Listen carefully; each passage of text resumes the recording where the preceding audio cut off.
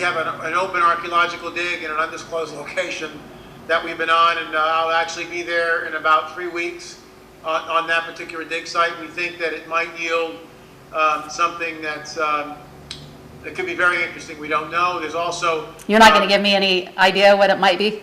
I can't say a word. Okay. We're getting closer to getting permission to go down to Peru and take DNA samples. We're excited about that. You know, that's the Paracas people with the elongated skulls remain very enigmatic. So, you know, between that and, of course, getting Watchers 9 and Days of Chaos, the book, both have the same title. I mean, we've just been extremely busy. These just came out. And, you know, thanks for having me on your show talking about it. Really appreciate it.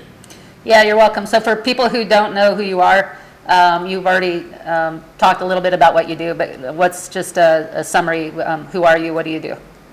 I'm an author, a lecturer, a filmmaker. I've written 9 books, produced 9 basically films in the Watchers series, which deal with everything from the Toricos to the Shroud of Turin to the UFOs to alien implants and everything else in between. We're all over the map with Watchers. Watchers is a series that goes places where most other people, you know, fare to tread, and that's okay. We're very pleased with the fact that we're able to bring this information to the folks. Oftentimes it's a little dark.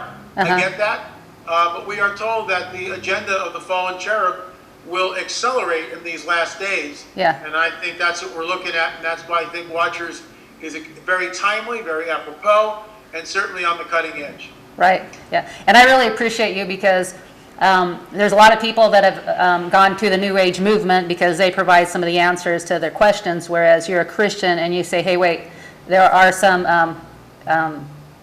obviously uncomfortable issues that the church hasn't wanted to confront. I'm willing to confront it.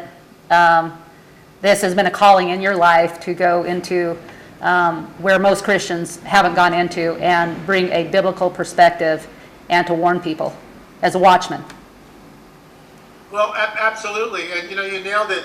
It's funny how a lot of people, especially the young people in the churches, are going to the New Age because the New Age will address the whole UFO phenomenon. And you know, it's interesting, Veronica, when I'm at conferences, I always ask this question.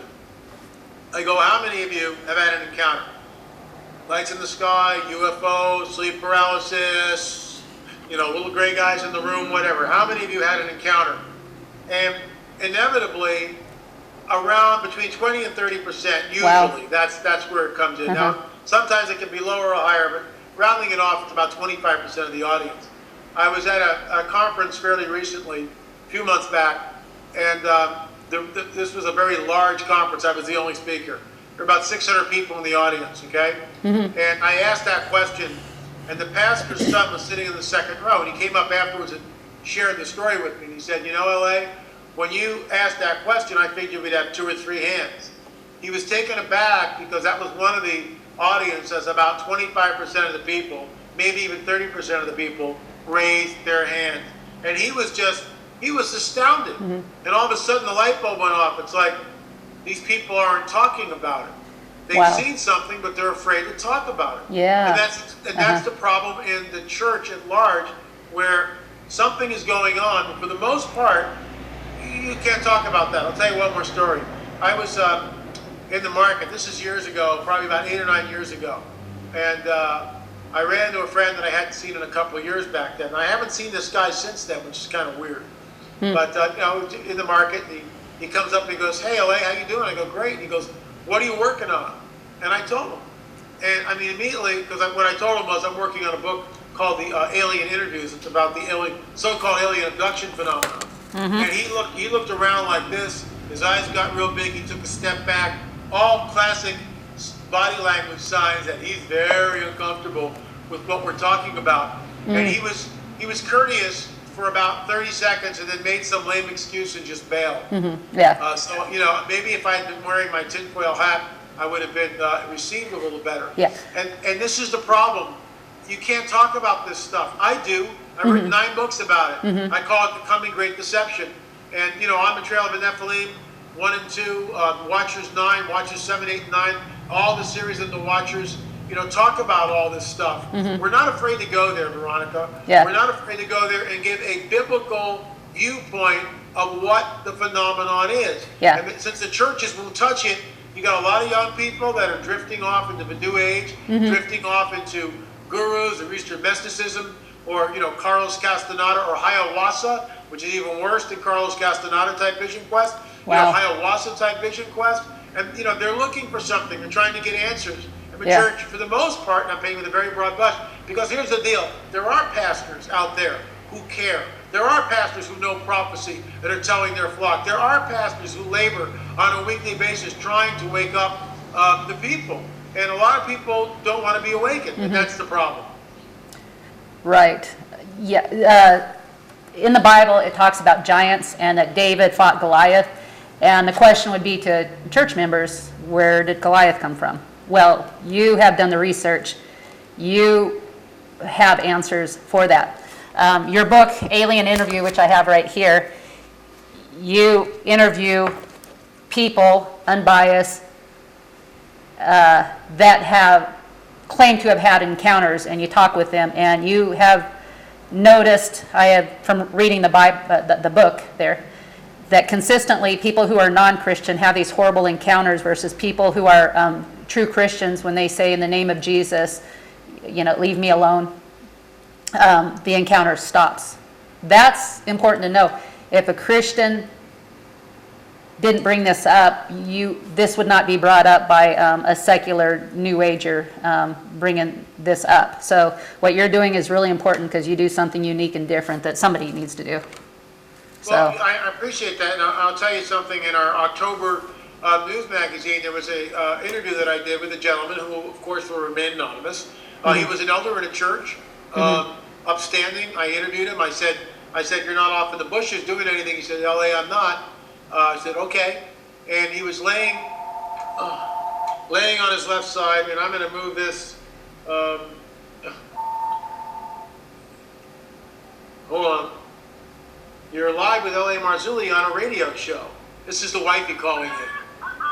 Hear that? Yes, thank you. You're live, honey. Anything you want to get, I've got to go. Love you. See you when you get home. Milk and cookies.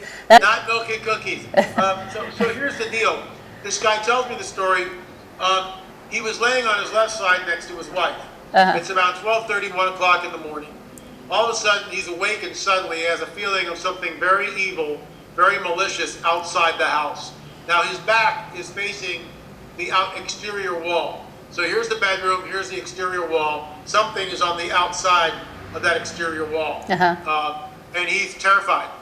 And at this moment, he realizes he's being pulled off the bed. He's paralyzed, he can't move, he's in a fetus position, he can't move. Wow. He's being pulled off the bed.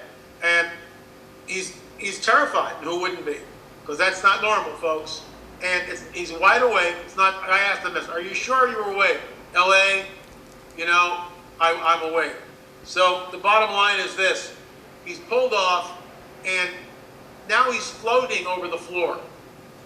He's floating over the floor, Veronica. I'm not making this up. Now, you go tell somebody that in church, and they're going to think you're crazy. Well, have you seen a psychiatrist? But this is why people come to me. Because I know they're not crazy. And his story echoes scores of other stories that I've heard in the last 20 years that is saying exactly what's going on. And Christians need to be prepared to give an answer in all times. And there's a lot of people who have had all kinds of, whether it's those kind of encounters or demonic encounters or things like that, just all over the place. And, they need to have a safe place to go to talk with somebody about that. And that should be, somebody in the church, no matter what church there is. And that's why they come to me. Yeah. So the story, he's now floating over the floor. He's looking down and he realizes, I don't want to go through the wall. I don't want to find out what's on the other side.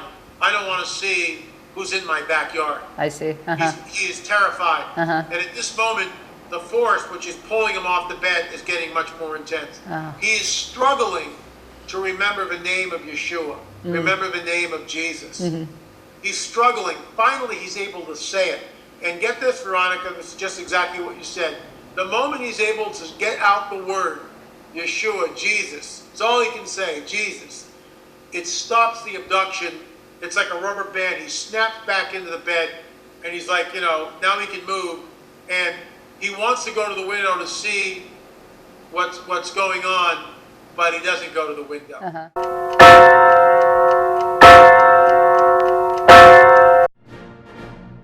There aren't too many outlets where you can hear in-depth spiritual issues alongside conservative politics, where we can make a difference to those around us and our country. It's brought to you at a cost that's worthwhile, yet I'd like to do more. On 11thhourpolitics.com, you can buy books and videos that will advance this cause. There's delicious chanterelle tea containing vitamin D, proven to dispel depression. We have an art gallery and options to produce your own commercial or have us do it for you, along with other projects. It's only through a co-op that things get accomplished. I hope you will join me in this mission.